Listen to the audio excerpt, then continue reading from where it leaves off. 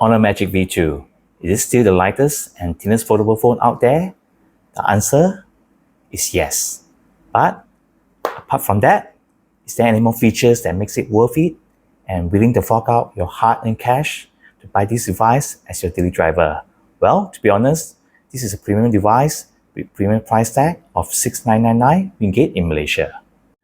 Of course, over the past few weeks, some third-party reseller already selling this device with 600 to 700 ringgit discount over the official price. Well, I've been using this phone for almost 2 months already, and if you're in the market for a foldable phone, continue watching, guys. The body and design of this phone is really stunning.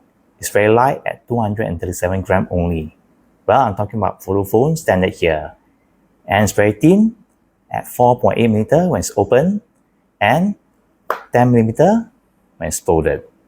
Well, some of you guys might not be able to appreciate this kind of weight and thickness on this foldable device, but if you guys have held a Samsung Galaxy Fold 5, which is much heavier and thicker, you can feel that the Samsung Fold 5 is very bulky.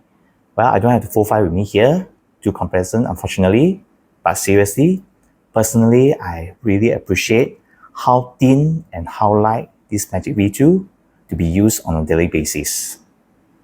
The hinge of the Honor Magic V2 is made of titanium, so it can withstand the opening and closing of this phone for many times. I really love the clicky feeling, the sound when closing this phone. By the way, I love this purple color, as well as the back glass is matte finish, so that you don't have to worry about fingerprint smudges.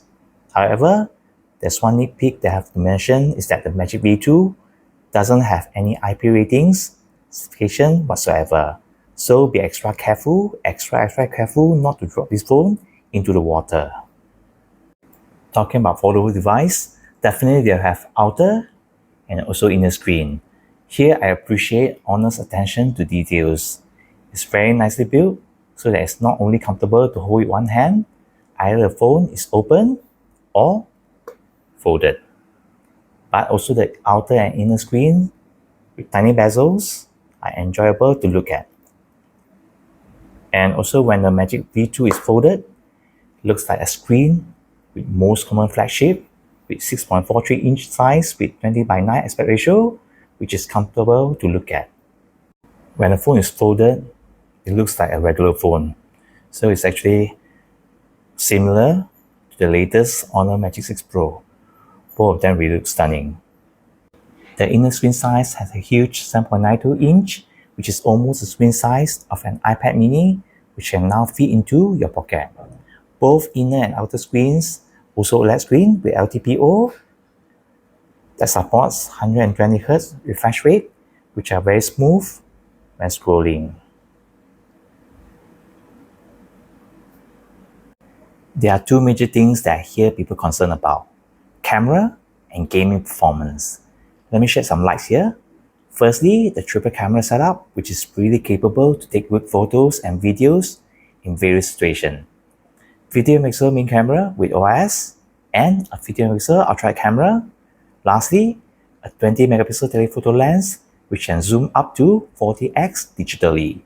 To be honest, I'm quite surprised that Honor Magic V2 performance, whereby the zoom is surprisingly good and you have good video stabilization and night photography, also superb. Do check out some of the clips that I took during my trip to Bali, as well as the concert that I went a few years back.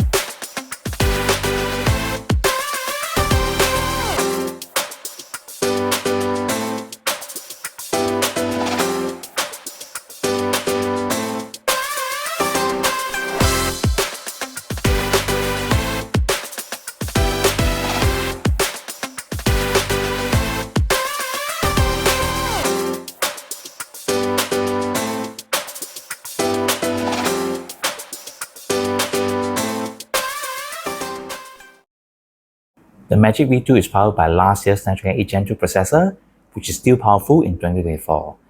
Daily app opening is no issue. One thing I'd like to show you guys is the multitasking function, which is very smooth on the Magic V2. You can start multitasking by doing so. For example, YouTube app. As you can see here, there's line. You can drag it to the left or to the right. And from here, you can choose the list of the apps that supports multitasking. For example, WhatsApp. As you can see, it's so smooth, running two apps side by side. And from here, there's a three dot here. You can choose to horizontally split it or to go back to vertical, which is very convenient. And if you want to open a tab app on top of the two apps existing, you can slide up and open Google Chrome, for example. And from here, you slide it to the middle, okay? And you can just reopen the app. And from here, you can run a third app on top of the two apps, which is super smooth. In terms of heavy gaming, it runs very smoothly for whatever games you throw to it. Genshin Impact, PUBG, Asphalt 9, you can play with the inner screen or the outer screen to your liking. There's no issue at all. The Snapdragon 8 Gen 2 is really a beast.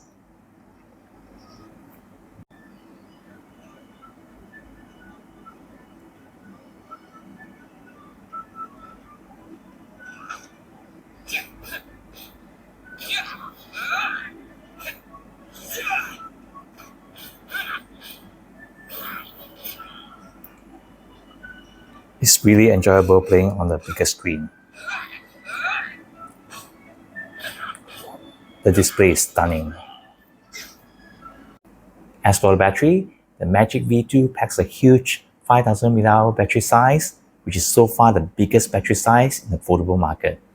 I'm able to get around 7 hours of screen on time with still around 20% to 30% of battery life by the end of the day, which is impressive. And you have an included 66 watt of supercharger, also able to fully charge the Magic V2 around 45 to 50 minutes. The downside is that there's no wireless charging support on this V2. It's not a huge issue for me, but I'm sure some users who love wireless charging might be disappointed. Lastly, there's a dual stereo speaker setup on this phone, which is powered by IMAX Enhanced. It sounded really good, to be honest. Do check it out.